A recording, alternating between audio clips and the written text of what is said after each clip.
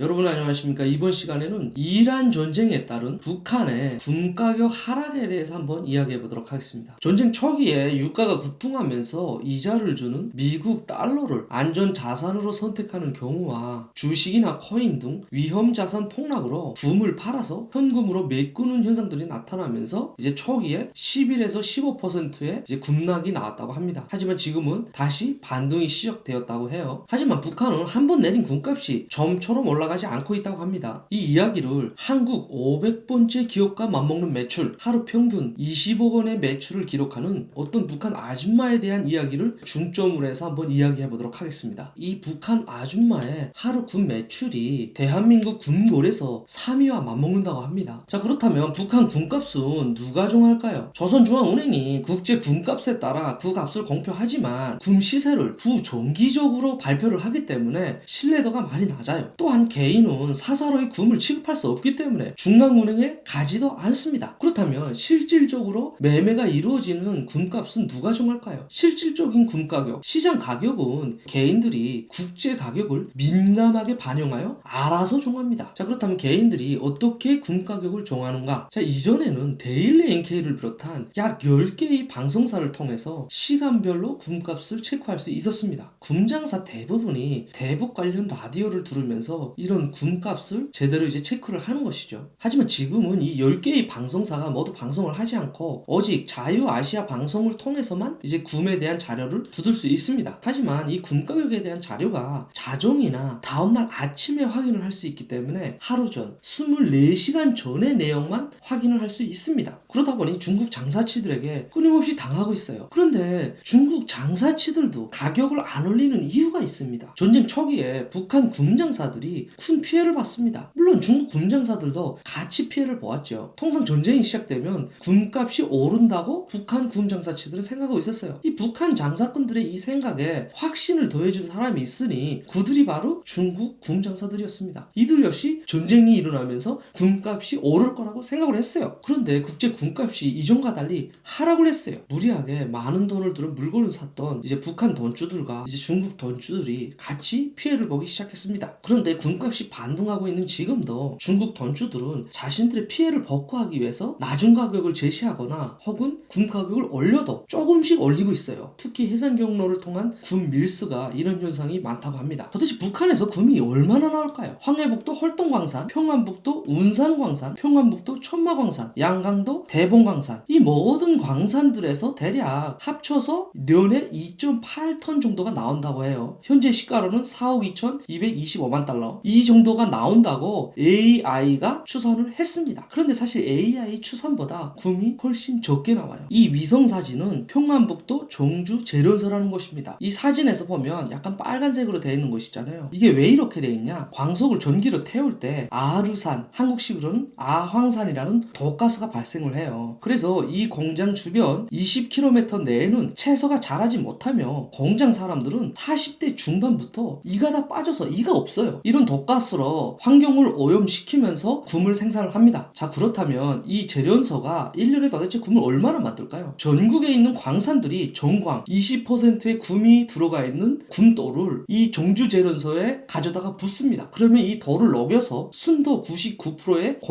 골드바를 만들어서 이제 김정은에게 보내는 거죠. 그러면 김정은이 그걸 팔아서 벤츠도 사고 여자애들 명품도 사주고 뭐 간부들 선물도 하고 이렇게 사용을 합니다. 김정은은 이 골드바를 1년에 0.85톤 정도를 생산하라고 지시를 내리지만 실질적으로는 0.7톤밖에 생산이 되지 않고 있습니다. 자, 그렇다면 개인들은 도대체 얼마나 많은 금을 생산할까요? 여러분의 이해를 덮기 위해 잠깐 꿀벌에 대한 이야기를 할 건데요. 꿀벌이 한 번에 0.03g의 꿀을 낳는다고 합니다. 꿀벌이 평생 1, 2개월 동안 살아있는 동안에 5g 정도의 꿀을 먹는다고 해요. 대략 집집마다 750g짜리 꿀이 하나씩 있다면 적어도 150마리의 꿀벌의 평생을 보관하고 있다고 보시면 돼요. 이 꿀벌들이 꿀통에 꿀을 채우듯이 북한의 개인 금장사들도 그렇게 금을 모읍니다. 자, 그렇다면 북한 꿀벌들은 금을 얼마나 채취할까요? 북한에서 불법으로 금을 잡는 사람들이 하루에 0.1g 정도의 금을 잡는다고 합니다. 현재 가치로는 이제 15달러, 한국 돈으로 22,500원 정도 하는데요. 이 정도면 유족하진 않지만 북한에서 3인 식구가 생활이 된다고 합니다. 이것은 적어도 18만 명이 금을 채취하고 있으며 3인 가족 기준으로 계산할 때 54만의 북한 주민은 북한 정부를 믿지 않는다고 보시면 돼요. 자, 이런 계산이 어떻게 가능하냐? 북한의 제일 큰 굼장사 최씨 아줌마가 이틀에 평균 18kg의 굼을 중국으로 밀수를 하기 때문입니다. 현재 가치로 따지면 271만 달러, 한국 돈 가치로 41억 정도가 돼요. 그러니까 하루에 보통 20억 원어치의 굼을 중국으로 판다고 보시면 됩니다. 이것을 1년으로 치면 한 4톤 정도가 되고요. 북한 국가가 생산하는 굼의 5배에 해당합니다. 결국 이런 북한 개미, 북한 꿀벌들이 1년에 9,088억 원 상당의 굼을 생산한다고 보시면 됩니다. 자, 그렇다면 북한에서 제일 큰 굼장사 최씨 아줌마는 어떤 아줌마냐? 보통 남포나 해상을 통해서도 굼을 팔 수는 있어요. 그런데 이 굼을 팔면 바로바로 직돈을 받을 수가 없어요. 보통 굼을 넘겨받은 중국 브로커는 그 굼을 중국 또는 홍콩에서 판매를 하고 그 돈을 해상 국경을 통해서 다시 북한으로 내보내고 그 해상으로 온 굼이 다시 원산이나 사리온으로 가다 보면 시간이 너무 오래 걸려요. 그래서 보통 짧게는 3, 4일, 길게는 일주일 정도가 걸려요. 그런데 또 여기에서 중국인들이 여러 가지 구실을 대면서 뭐 어제 굼을 판매를 못했네, 뭐 내일 판매를 해야 된다, 뭐 이런 여러 가지 구실을 대면서 가격을 너무 후려쳐요. 그러다 보니 마진이 많이 남질 않아요. 그런데 이 최씨 아줌마는 중국 시세는 물론 홍콩의 굼가까지도 시간 단위로 체크를 하고 있는 거물 중에 거물입니다. 그리고 굼을 받는 즉시 돈을 바로 줘요. 그렇기 때문에 이 여자에게 많이 썰리게 되는 것이죠. 단지 가격을 비싸게 해준다고 해서 최씨 아줌마에게 몰리냐? 그건 또 아닌 것 같아요. 한국에 상도덕이 존재하듯이 북한에도 자본주의보다 더 확실한 상도덕이 존재를 해요. 돈이 된다고 바로 배신을 한다면 그만큼 신뢰도는 무너지게 될 것이고 시장 질서 또한 무너지게 됩니다. 그럼에도 불구하고 최씨를 찾는 이유는 이 최씨 아줌마의 일처리 능력에 있겠죠. 자, 그렇다면 이 최씨 아줌마의 능력을 한번 보겠습니다.